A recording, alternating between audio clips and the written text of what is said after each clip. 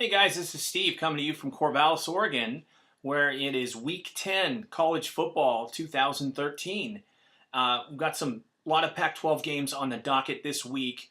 It's actually an off week for some teams, but the big game, at least in our minds, in these parts, is right here in Corvallis, where it's an orange out. It's an ESPN Friday night game. Dad's weekend here in Corvallis. It's really a big event in Corvallis. Of all teams to come in, it's the marquee name anyway. Team with SC in here should be it's a really compelling matchup here. OSU kind of stinging off of a real physical beatdown game that they lost at home here against Stanford 20-12 last Saturday.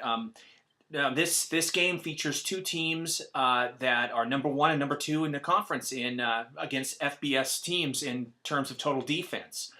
SC allowing 317 yards a game and OSU 346. These two teams are very similar in what they try to do. I like Oregon State with the 4.5 here. As a favorite in this game. I know they got dinged up even a little bit more last Saturday, but it's just nothing in comparison to what SC is going through.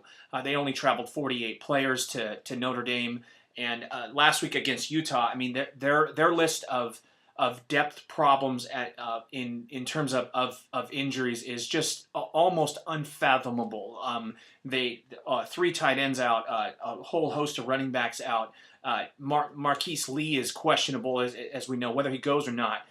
Kessler, very similar to what teams are trying to do to OSU, Kessler is, for the quarterback for SC, is increasingly relegated to shorter and shorter passes.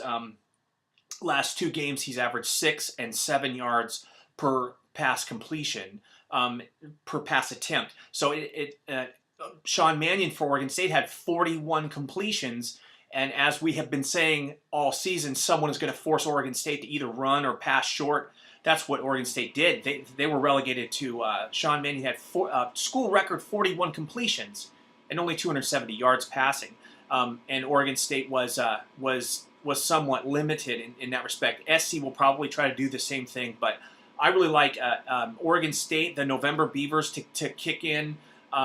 They tend to build as weeks go on. Their defense played absolutely as best they possibly could. They sustained a key injury to DJ Alexander during the game, and that limited Oregon State's ability to stop Stanford in a lot of different ways, although they limited the quarterback, Hogan, for Stanford to 88 yards, 8 for 19 passing. So I think that it'll be a much similar game to that. I just really like Oregon State. There's a lot of things to point to here. Sean Mannion, of course, at the quarterback position. SC is not quite as adept as some teams. Defensively, they're number one in the conference, yet they really haven't. They played Notre Dame. The last several games have not been really against Notre Dame and Utah. So their numbers are slightly skewed defensively because of that. So I like Oregon State here at 4.5. Minus 4.5 in this spot. This is a must-win for Oregon State to keep those Pac-12 North hopes alive. Everything had been pointing to this possible 8-0 matchup with Oregon State in a signature game, but it didn't happen. They're 6-2, but they still are just a one-loss team in conference, which means that the November Beavers have to do what they've done over the years, and that is be phenomenal in November to have that crack at Oregon at the very end for the Pac-12 North title. It's unlikely, but a lot of folks in these parts recall this kind of thing happening in the past. So it could happen. This second game I like is also the other weekday game, and that's the Thursday night game with Arizona State going into Wazoo. Arizona State is just rolling. They're healthy. They're starting to look like that team that I personally thought they would be. I thought they would be that challenging team in the South. They're 3-1 in the Pac-12 South with a 1-game lead on everyone else. And they, in this situation, they're 136-yard total margin plus 136 total yards overall against FBS teams, which is phenomenal. They're really, they're stellar right now. They leapfrogged Oregon State into number 2 total offense in the Pac-12. They're the thing that makes Arizona State so deadly and dangerous is that, number 1, they have a junior experienced quarterback. Number 2, they have a senior, very adept running game. And, that combination, they basically they ran for 642 yards. They almost got 300 yards of total offense on rushing and passing against a very solid Washington team. And they absolutely beat up that Washington team that had been looking so good and rise to number 15. Arizona State could very well match their that kind of an effort here in Pullman. Washington State's very iffy. Their quarterback Halliday has 18 touchdowns on the year. He's the number 2 passer in the conference. He also has 17 picks, so he's a high risk type of a quarterback.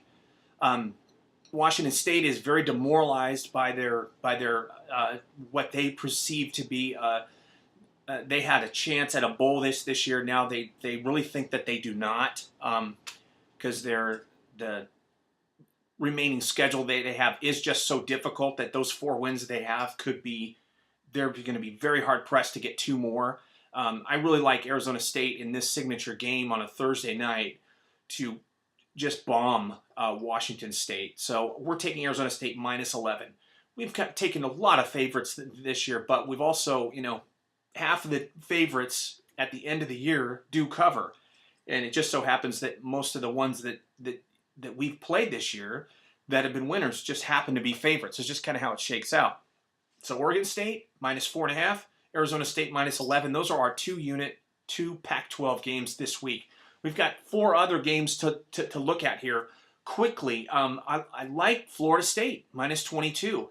When you look at against an undefeated Miami team, when you look at what that Florida State team has put together, as far as there's 3 teams in FBS this year that have an average margin of yardage, and that's really where you look at domination of other teams, is yardage margin in my book.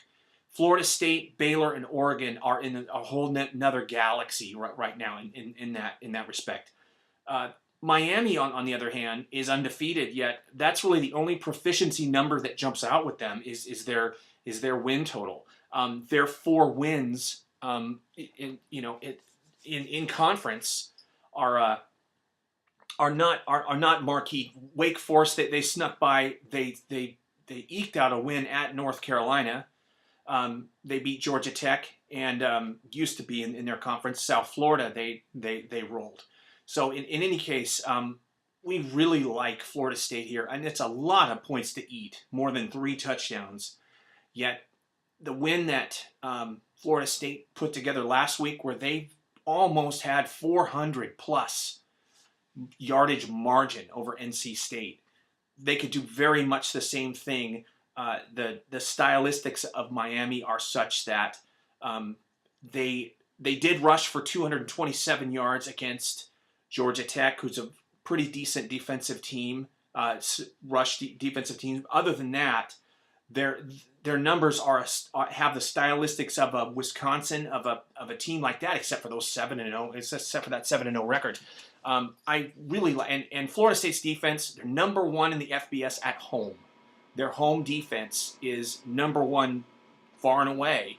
And those 4 seniors for Florida State at home, and in this kind of a game, the 2 linebackers, Smith and Jones, and those two defensive linemen. I think it's I know that Brooks is one of those guys, and Joyner. Those rascals are NFL bound, top caliber, experienced 20-something-year-old beastly defensive players, and I think they're going to cause all kinds of havoc for Miami in this game. They may not need style points in the BCS formula, but you better believe that they're gonna they had any chance to take out the U in an impressive fashion, this is the case. This is the time where they will probably spare no expense and keep the pedal down the entire way. Could actually see it being a 55-10 type of a game, similar to Clemson. We just really like Florida State minus 22, eating all those points, but we're going to take that. Florida State is the gift that keeps on giving this year.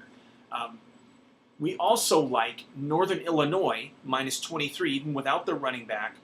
Their domination numbers are so dramatically better than UMass. They beat UMass 63-0 last year. A lot of people are saying, well, UMass won a game in conference this year, and they came within a point of Western Michigan last week. But the MAC, in the bottom end of that MAC, is demoralized this year. Those directional teams in Michigan are just abysmal this year. And UMass is one of those teams. UMass has already got their one win, and in this game, in a very sterile environment in Foxborough, I look for Northern Illinois to go in there and win in a very similar fashion to what they did last year, a 58-3 kind of a thing. I don't see any other reason why that game is so low, other than the running back is out. Northern Illinois, a lot of folks look at that at the one game that they sort of struggled in this year that they really shouldn't have against Toledo, and really focus on that they only beat them by 7 points. You look at the rest of their resume, they've taken care of everyone. They've beaten a Big Ten team. They're taking care of everything. Their spread number is phenomenal. They're 5-2 against the spread. Northern Illinois with Lynch keeps teams off balance, and UMass's offensive numbers are just abysmal. They're just awful. So I really like, and UMass should probably still not be a Division I FBS team, to be honest. Northern Illinois should take care of this game by far more than 23 points. Couple more quick ones. West Virginia, plus 14 at Fort Worth against TCU. TCU has fallen off the chart offensively, as we know. 15 points a game in their last 4. West Virginia hasn't covered in 3 games yet. Their one game that everybody looks at, their 2 games that everyone looks at, is their loss to Maryland, where they lost 37-0, and their loss to Baylor, where they gave up 875 yards to Baylor. They got in a shootout with Baylor, and those numbers really skew their defensive stats quite a bit.